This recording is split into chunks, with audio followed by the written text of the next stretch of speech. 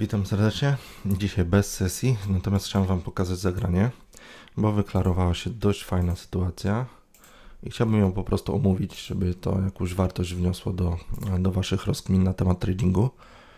Już Wam mówię, o co chodzi. Teraz tak, po jedynce jest to mniej widoczne, ale mamy do czynienia z sytuacją taką, że jest gap po prostu, nie? Luka, która jest nieprzehandlowana, tak? Według mojej definicji, nie wiem, czy ktoś jeszcze do tego tak podchodzi, natomiast z poprzednich nagrań mogliście zauważyć, że dla mnie luka przehandlowana to jest tak wtedy, kiedy body świeczki zamknie się powyżej luki cenowej, nie? Powyżej tego miejsca tutaj. To wtedy jest dla mnie luka przehandlowana. Wszystkie te knoty, które są jakby w środku tego gapa, to po prostu jest dla mnie nieprzehandlowany gap, nie? To jest moja definicja, według mnie to się sprawdza i tak do tego podchodzę. Teraz tak. Po M5 może to będzie bardziej widoczne, już Wam pokazuję, o co chodzi. Ok, o, zobaczcie. Tutaj mamy tą lukę cenową, nie? Co do definicji, to luki cenowe są pokrywane w 70%, mniej więcej w 70% tego samego dnia. W 80% do trzeciego dnia i tam chyba mniej więcej 10-20% luk nie zostaje nigdy pokrywanych, tak? Ale mniej więcej jest bardzo duże prawdopodobieństwo pokrycia takiej luki cenowej. I więc to jest piątkowy close, tak? Tutaj. I ja bym chciał, żeby to miejsce zostało tutaj przehandlowane, nie?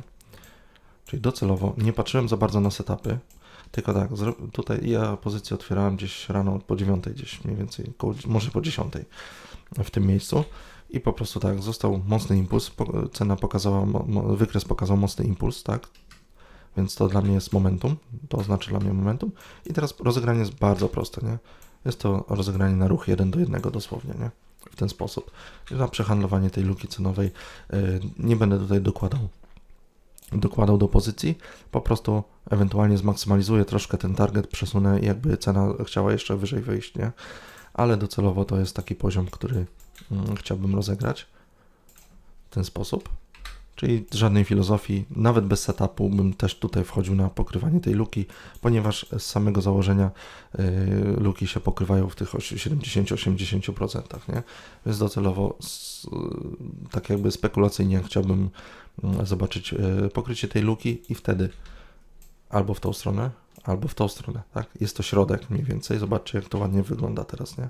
Jest to środek tutaj mniej więcej tych poziomów, nie? Czyli zarówno poziom high piątkowe, jak i low piątkowe może być tutaj testowane znowu po przetestowaniu tego punktu close, nie? Z piątku. Więc docelowo tak to wygląda. Ja ten setup zostawiam, nie ma żadnej filozofii z M5, jedynie tutaj widzę jeszcze ręcz jakiś, tak? Cena może jakiś tam czas pobalansować, może na otwarciu będzie wybicie tutaj, no i wtedy już może się wszystko wydarzyć, nie? Dlatego ja handluję tutaj pod taki mały targecik i jeżeli ten targecik wejdzie, to pewnie będę kończył dzień, ponieważ teraz są wakacje i po prostu nie ma co za długo siedzieć na wykresach, trzeba brać co jest i tyle i spadać, bo bez sensu jest dla mnie siedzenie na wakacjach, gdzie kapitał z reguły, jeżeli chodzi o wakacje, ucieka z rynku, nie? Więc docelowo tak to bym chciał dzisiaj rozegrać.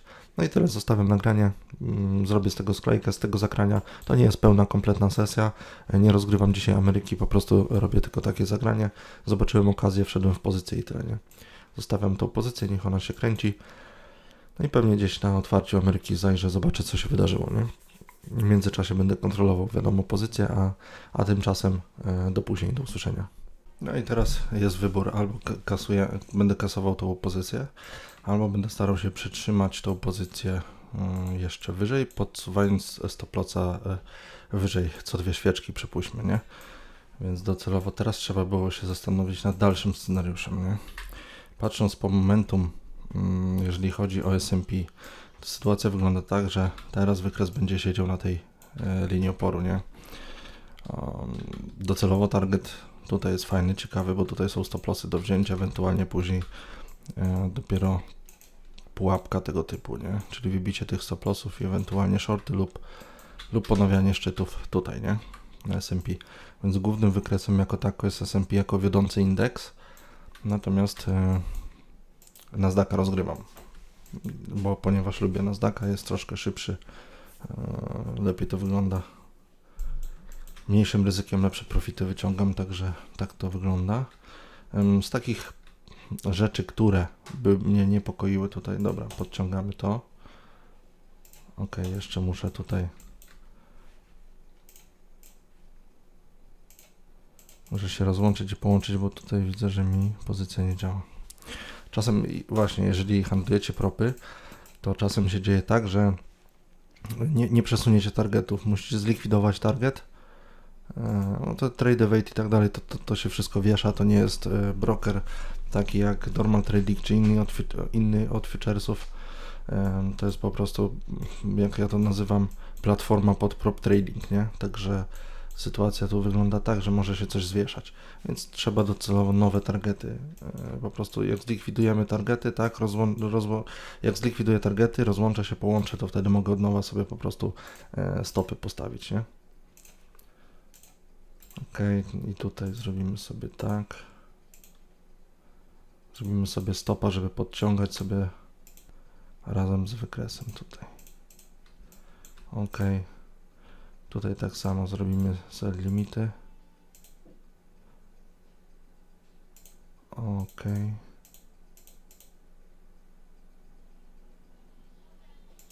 Dobra. Zasiano, jak coś są moje dzieci, także się nie przejmujcie, jakbyście słyszeli jakieś dzikie okrzyki czy coś w tym stylu. Teraz tak, patrząc tutaj na wykres H1, nie?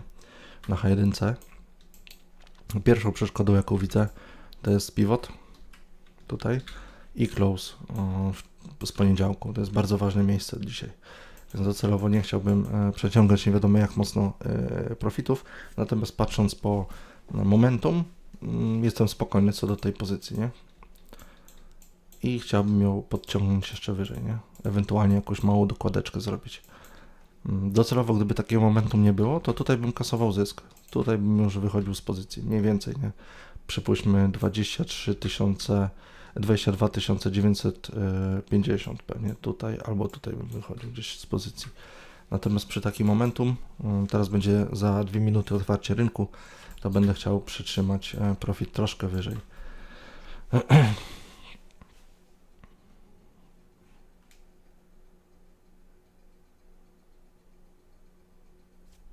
Ewentualnie niedługo skeszuję pozycję i otworzę o połowę mniejszą, tak jak to widzieliście na poprzednich już nagraniach.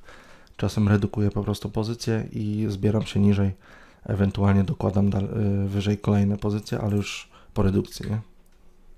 Ok, zebrałem tutaj profit i zredukowałem pozycję. Teraz aktualnie docelowym targetem jest, utrzymali tutaj close z poniedziałku. Zobaczcie, to jest bardzo ważne, żebyście patrzyli na reakcję na danych poziomach. Zaczynając od początku, nie? Jest tutaj breakout VWAP-a, tam był breakout VWAP-a, podtrzymanie VWAP-a. Mocny impuls wzrostowy, wybicie close z poniedziałku, korekta do close z poniedziałku i podtrzymanie średniej EMA21 lub EMA20, to jest bez znaczenia jaka, i najbliższym targetem teraz będzie piątkowy high, dlatego że jeżeli zauważycie, moja strategia opiera się o to, że, już czekajcie, teraz trzeba dołożyć jeszcze pozycję, opiera się o to, że staram się znaleźć te dwa poziomy, staram się odgadnąć, czy cena będzie szła do poziomu tego, czy poziomu tego, czyli do high albo low. To jest moje założenie, jeżeli chodzi o dzień, a cała reszta jest jakby mniej istotna, nie? Dla mnie liczy się najbardziej właśnie to, który poziom będzie weryfikowany, czy high, czy low, nie? Więc tak to wygląda.